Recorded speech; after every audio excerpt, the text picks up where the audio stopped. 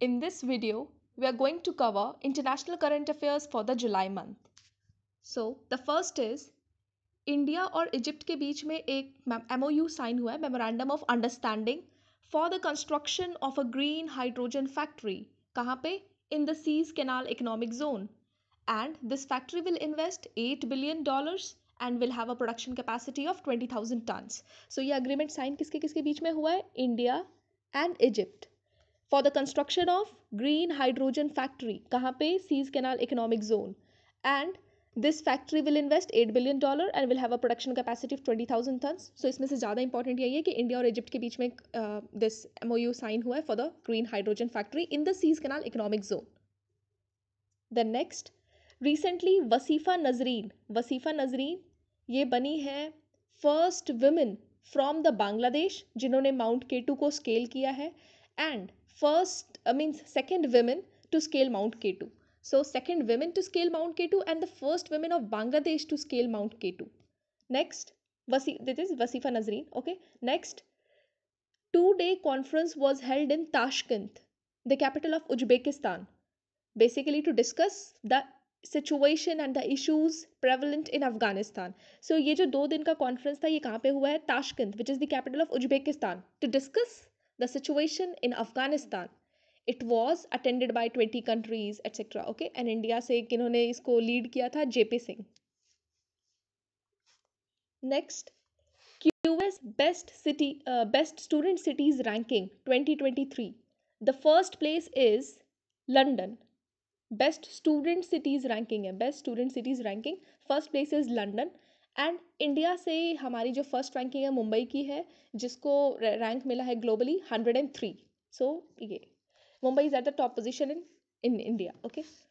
Next है NATO Madrid summit. 32nd edition हुआ था नेटो का, जो कि कहाँ पे हुआ था? Madrid, Spain. नाउ इसमें स्वीडन एंड फिनलैंड को इनवाइट किया गया था. हमने प्रीवियस वीडियो में पढ़ा था कि कौन सी दो मीन्स आपको बताना है कि कौन सी 2 कंट्रीज़ हैं जिन्होंने अप्रूव किया है, means they have shown their interest to join the NATO. We have discussed in the video. So अभी यहाँ पे स्वीडन एंड फिनलैंड को इनवाइट किया गया है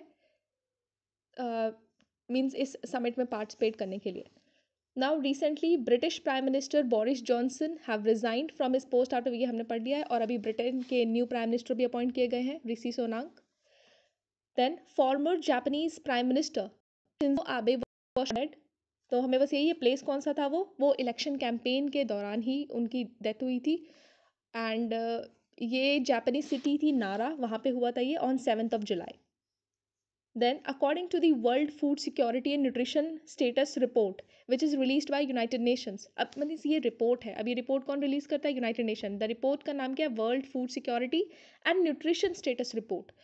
as per this report globally कितने हैं ग्लोबली कितने लोग हैं जो हंगर से अफेक्टेड है? 828 मिलियन पीपल. और ये डेटा है 2021 का.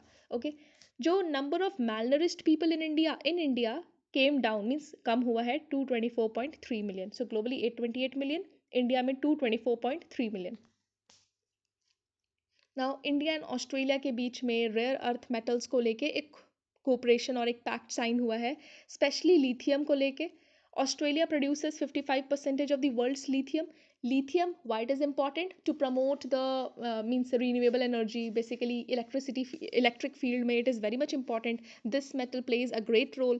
So इसलिए हमारे लिए lithium बहुत important है और हमने ऑस्ट्रेलिया के साथ ये पैक्ट साइन किया है on the rare earth metals, basically for the lithium, because it produces 55% of the world's lithium. So India and Australia. Next, India has been selected by UNESCO to the Intergovernmental Committee on Intangible Cultural Heritage for the period 2022-26. So India को select किया गया है to this intergovernmental committee on intangible cultural heritage. और इतने सालों के लिए 2022 से 2026 के लिए. Objective is to highlight the cultural heritage of India, means हमारे इंडिया का cultural heritage at the national and international level. तो ये बहुत ही अच्छा opportunity है. means इंडिया यूनेस्को ने सेलेक्ट किया है, so we can showcase our national culture means our national culture at the international level.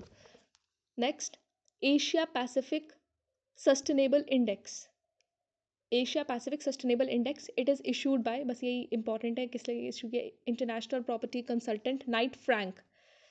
अब इसमें जो फर्स्ट प्लेस है वो Singapore, and Indian city Bengaluru was ranked at 14th।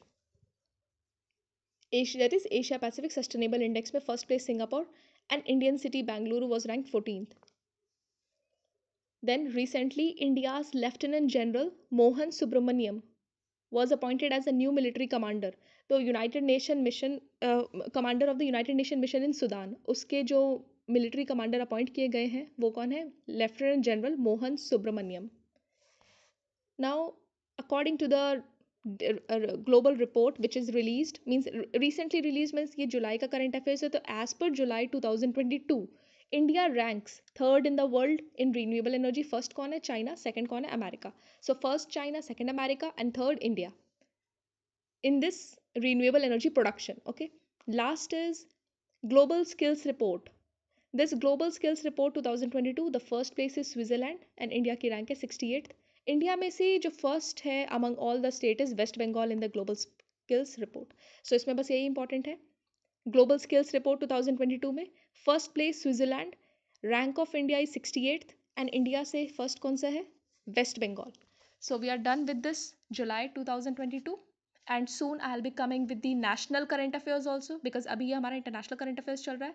So I will be coming with this national current affairs from May 2022 to जितना भी हो पाए मई तक और जून तक। Okay, so subscribe to get updates regarding the new uploads on my channel. Thank you.